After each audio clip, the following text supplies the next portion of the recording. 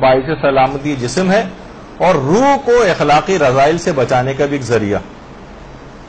تو بہرحال فطرے کے بہت زیادہ فائدے ہیں. اچھا، اب یہاں تک آپ نے فطرہ نکال دیا، اب آ جائے، کیونکہ عید الفطر کا چاند نظر آ گیا ہے تو اب شب عید شروع ہو جائے گی. تو دیکھیے جو عید الفطر ہے یہ دو لفظوں سے مرکب ہے. عید اصل میں عود سے نکلا ہے، عین واو دال، یعنی پلٹنا. وہ سال جو پلٹ پلٹ کر واپس آتے ہیں، یعنی ان کے پلٹ کے واپس آنے کی جو فرحت ہے اور جو برکت ہے اور جو سعادت مند گھڑیاں ہیں، ان کا ہر سال پلٹ پلٹ کر لوٹ لوٹ کے ان خوشیوں کا واپس آنا، اس کو عید سعید کہا جاتا ہے. کیونکہ عید عود سے نکلا ہے، نہیں پلٹ کر واپس آنا. خوشی کے ایام ہر سال پلٹ پلٹ کر واپس آتے ہیں اور اس کی برکتیں واپس آتی ہیں، تو اس وجہ سے اس کو عید سعید کہا جاتا ہے. عید الفطر جو کہا جاتا ہے، فطر اصل میں کسی بھی کام کو اثر نو کرنے کو بھی کہتے ہیں، یا پہلی بار کرنے کو. رات بھر کی نیند کے بعد جب انسان صبح کو اٹھتا ہے تو مختصر سی خوراک جسے ناشتہ کہا جاتا ہے، اس سے اپنے دن کا آغاز کیا جاتا ہے. اسے بھی عربی میں فطور کہتے ہیں، فے توئے واو رے. کیونکہ ایک ماہ تک ہم حسب معمول کھانے پینے سے ہم اس لحاظ سے رکے رہے تھے، دن میں ناشتہ جس طریقے سے ہم اٹھ کر کرتے ہیں، تو انہی دنوں کے اعتبار سے عید کے دن، ان ایک مہینے کے ناغے کے بعد ہم عید کے دن کا آغاز کچھ کھانے پینے سے کرتے ہیں، جس کو فطور کہا جاتا ہے. اسی سے جو ہے عید الفطر نکلا ہے. اور کیونکہ اس دن صدقہ فطر دیا جاتا ہے، اس وجہ سے بھی اس کو عید الفطر کہا گیا. تو بہت ساری اس کی وجوہات ہیں کہ عید الفطر کیوں کہتے ہیں. اچھا، اس رات جاگ کر عبادت کرنے کا ثواب بہت زیادہ ہے. بہت سی روایات میں تو شب عید کو لیلۃ القدر کے برابر قرار دیا گیا. اور احیاء لیلۃ القدر یعنی عید کی رات کو جاگنا اور عبادت میں بسر کرنا، یہ بالکل ایسی ہے جیسے آپ شب قدر میں جاگ کر عبادت کر رہی ہیں. اور روایتوں میں کہ جو عید کی رات جاگے گا اور عبادت الہی انجام دے گا تو اس دن اس کا دل نہیں مرے گا جب لوگوں کے دل اور قلوب جو ہیں وہ مردہ ہو رہے ہوں. یعنی میدان قیامت اور آخرت میں اس وقت جب لوگوں کے دل مردہ ہو رہے ہوں گے، اس کا دل نہیں مرے گا جو اس رات کو جاگے گا. بہت سی روایت میں جب شب عید کو لیلۃ الجائزہ کہا گیا ہے، یعنی انعام کی رات. یعنی خدا نے آپ کا باقاعدہ امتحان لیا تھا رمضان میں، آپ اس رمضان کے اس امتحان میں پوری اتری، تو اس وجہ سے اب آپ کو انعام اور جو اس کا رزلٹ ہے وہ آج کی رات آپ کو ملنے والا. دیکھیے، رمضان کے آخری عشرے میں اعتکاف بھی اسی وجہ سے رکھا گیا کہ انسان اپنا احتساب اسی دنیا میں اور حساب کتاب اسی دنیا میں کر لے، تاکہ پھر اسے آخرت کا حساب و کتاب نہ دینا پڑے. جو اس دنیا میں اپنے حساب کو صاف کر لے گا اور اپنا احتساب کر لے گا، پھر کسی بھی شخص کے 2 دفعہ حساب نہیں ہوں گے. تو اس شب عید میں کچھ خاص اعمال انجام دینا ہوتے ہیں. فقط اس کو لاہو و لعب میں، ٹی وی دیکھنے میں اور موسیقی کے پروگرام سننے میں انسان نہ لگائے، بلکہ اس رات کو کچھ اعمال انجام دے. تو وہی غروب کے وقت غسل شب عید کرنا، وہ بھی مستحب ہے، غسل شب عید. اور اس کے بعد پھر اس رات کو جاگ کر کچھ بھی، جتنے بھی آپ جاگ کر عبادت کر سکیں اس رات کو ضرور کریں. یہ دوسرا آج کی رات کا جو عید کی رات کا عمل ہے.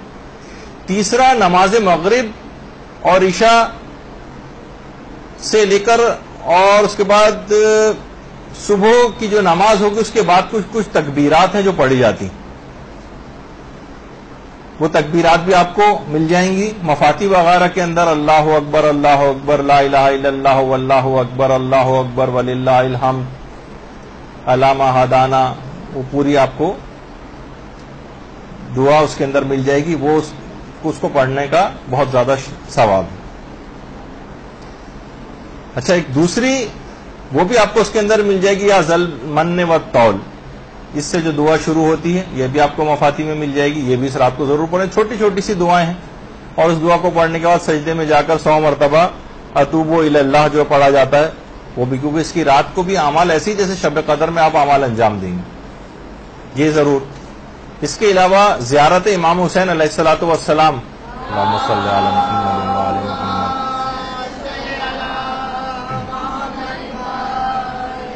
یہ شب عید کا خاص طور پر موقع ہے پڑھنے کا. اور اس میں مخصوص زیارت امام حسین جو عید الفطر کے دن پڑھی جاتی ہے وہی شب عید پڑھی جائے گی، اس کو ضرور دماغ میں رکھیے گا مفاتی میں. اور شب عید 10 مرتبہ یا دائم الفضل علی البریہ، جو کہ شب جمعہ کے اعمال میں سے بھی ایک دعا کہلاتی ہے، وہ بھی اس رات کو ضرور ضرور پڑھیے گا 10 بار یا دائم الفضل علی البریہ والی. اس کے علاوہ ایک نماز ہے جو کہ پڑھی جائے گی، 10 رکعت کی نماز ہے جو کہ شب عید پڑھی جاتی ہے، جس کا تذکرہ مفاتی کے اندر ہے. اس 10 رکعت کی نماز کا طریقہ وہ آپ دیکھ لیجئے گا، لیکن وہ بھی اس رات کو ضرور یاد رکھیں. اور کچھ دعائیں ایسی ہیں کہ جو دعائیں وداع ماہ رمضان کہلاتی ہیں. رمضان کو ودا کرنے کی کچھ دعائیں، یہ بھی مفاتی میں 2-3 دعائیں ہیں، یہ آپ ضرور پڑھ لیجئے گا، جن کا اتنا وقت نہیں کہ اس وقت میں ان کو پڑھ کر آپ کی خدمت میں بیان کروں. اور بہت سی روایات میں شب آخر جو فجر سے جب نزدیک ہو جائے گی، عید کے روز سے جب گزر کر فجر کے قریب، اس وقت ایک غسل کرنا بھی بہت سی روایات میں اس کو بھی باعث ثواب بتایا گیا. اگر کوئی کرنا چاہے تو وہ بھی کر سکتا ہے. یہاں تک کہ روز عید آ جائے گا. اور واقعی اگر آپ دیکھیں تو رمضان ایک تیاری اور احتساب کا مہینہ تھا. عید ایک نئے عزم سے ایک نئی زندگی کی شروعات ہو رہی ہے. روزے میں انسان خود کو سمیٹتا تھا، حتیٰ کہ اپنی فطری جو اس کی ضرورتیں اس سے بھی انسان کٹ جاتا. یعنی گویا ایک لحاظ سے رمضان تیاری کا ایک وقفہ تھا. مقصد یہ تھا کہ باہر دیکھنے کے بجائے اپنے اندر دیکھو، اپنے نفس کے اوپر دھیان دو. رمضان میں وہ اوصاف اپنے اندر پیدا کر لو کہ جو زندگی کی جد و جہد کے لیے ضروری ہوتے ہیں. صبر کا مادہ اپنے اندر پیدا کرو، برداشت کا مادہ پیدا کرو، ایثار کا مادہ پیدا کرو، صدقات دو، عبادتیں انجام دو، احکامات خدا کی پاسداری کرو. اور عید کے دن ان خصوصیات کو پیدا کر کے ایک نئی زندگی کا آغاز کرو، ایک نئی زندگی کا آغاز کرو. دیکھیے روزہ جو ہے انفرادی طور پر، انفرادی سطح پر زندگی کا ایک تجربہ تھا، جبکہ عید جو ہے وہ اجتماعی طور پر زندگی گزارنے کا ایک تجربہ. رمضان میں جس نور خدا سے آپ نے منور کیا تھا، عید کا دن اس نور کو ساری دنیا میں اپنے عمل سے ظاہر کر کے پھیلانے کا نام. عید مومنین کے لیے خوشی کا دن، لیکن یہی دن شیطان کے لیے غم کا دن بن جاتا ہے. علماء بیان فرماتے ہیں کہ عید کے دن شیطان چلاتا ہے. جب وہ چلاتا ہے تو اس کے تمام چیلے اور شاگرد وہاں پر آ کر جمع ہو جاتے ہیں کہ کیا ہوا. وہ شیطان کہتا ہے کہ آج کے دن پروردگار نے مومنین کو بخش دیا ہے، اب تم جاؤ کم سے کم مومنین کو لہو و لعب میں ہی مشغول کر دو. جب بھی آپ دیکھتی ہیں کہ عید کے روز کتنا زیادہ لوگ لہو و لعب کا شکار ہو جاتے ہیں. جس طرح دیکھیے روزہ محض بھوک اور پیاس برداشت کرنے کا نام نہیں تھا، اسی طرح سے عید محض کھیل کود کا نام نہیں، کھیل تماشے کا نام عید نہیں. دو کے پیچھے ایک معنویت تھی. روزے کے پیچھے بھی ایک معنویت تھی اور عید کے پیچھے بھی ایک معنویت. روزے میں وقتی طور پر انسان عالم مادی سے کٹتا تھا، عید دوبارہ اسی عالم مادی میں ایک معنویت کے ساتھ واپسی. جب امیر المومنین علیہ الصلوۃ والسلام فرماتے تھے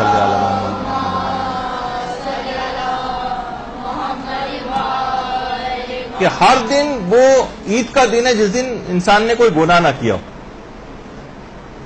کوئی گناہ اس دن انجام نہ دیا ہو. اور ہم دیکھتے ہیں کہ شب عید سے ہی گناہ شروع ہو جاتے ہیں. شب عید سے ہی ٹی وی پر موسیقی کی آوازیں آنا شروع ہو جاتی ہیں، گانوں کی آوازیں بلند ہونا شروع ہو جاتی ہیں.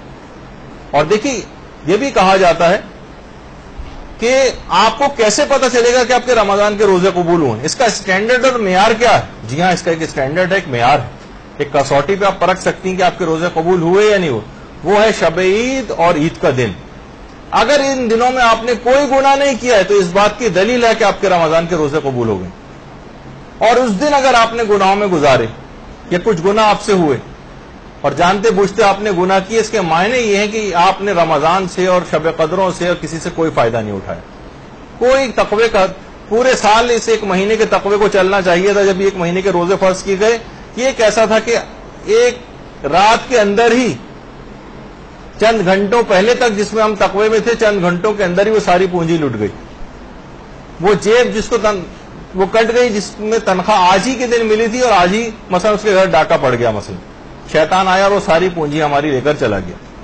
تو یہ شب عید یہ بہت احتیاط کے ساتھ گزارنی ہے اور روزے عید انتہائی احتیاط کے ساتھ گزارنا ہے. ایک بھی گناہ اس دن نہ ہونے پائے. ٹھیک ہے، آئندہ زندگی گناہ ہم کو اطمینان نہیں ہوتا, کبھی نہ کبھی خدا نہ خواستہ ہم سے ہو جائیں گے, ان سے بھی بچنے کی کوشش کرنا ہے. لیکن معیار شب عید اور روزے عید.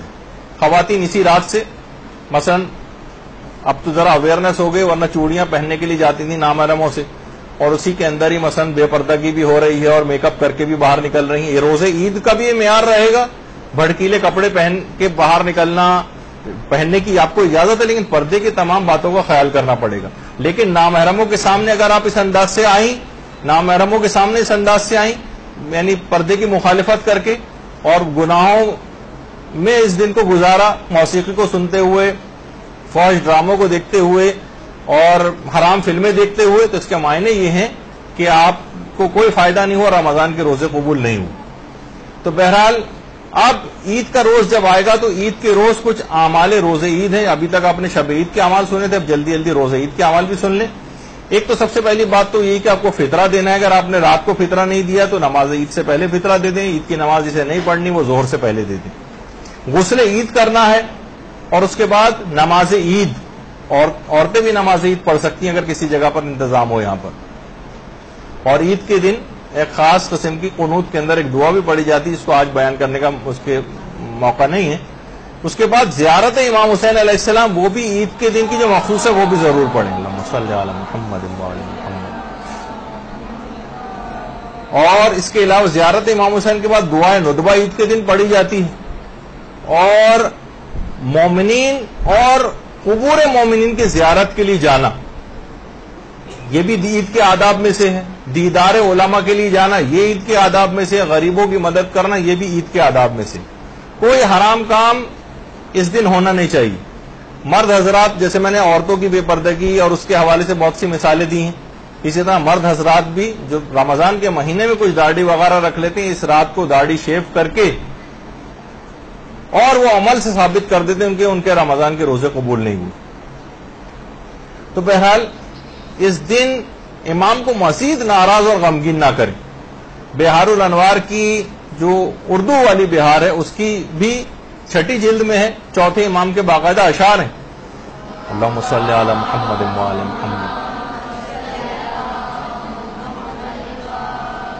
کہ تمام مخلوق میں ہمارا امتحان سب سے زیادہ سخت ہے.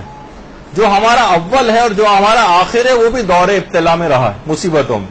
مخلوق تو اپنی عید میں خوش و خرم ہے, لیکن ہماری عیدیں ہمارا ماتم ہے. اور لوگ خاموش خوشی اور چین کے ساتھ, بہت خوشی اور چین کے ساتھ زندگیاں گزار رہے ہیں, اور ہمارے خوفزدہ افراد کو زندگی بھر سکون میسر نہیں آ سکا. مناقب میں جو مناقب شہر ابن شہر عاشوب ہے, اس کی 3 جلد میں بھی 4 امام کے یہ اشعار لکھے ہوئے ہیں. اور علامہ ذیشان نظر جوادی نے بھی باقاعدہ ایک روایت لکھی ہے اپنی کتاب کے اندر, کہ شام کے رستے میں باقاعدہ ایک روایت میں کہ ہاتف غیبی کی ایک آواز سنائی دی تھی کہ اس قوم نے فرزند رسول کے قتل کو عید اور خوشی کا دن بنا لیا, خدا سے کبھی حقیقی عید الفطر اور عید الاضحیٰ کی خوشیاں نصیب نہ کرے. یہی وجہ ہے کہ لوگوں کا ایک آبزرویشن بھی ہے کہ شب عید تک پھر بھی خوشی رہتی. عید کا دن انتہائی اداس اور بور سا دن, جسے لوگ بوریت کہتے ہیں, وہ اداسی کا دن ہوتا ہے.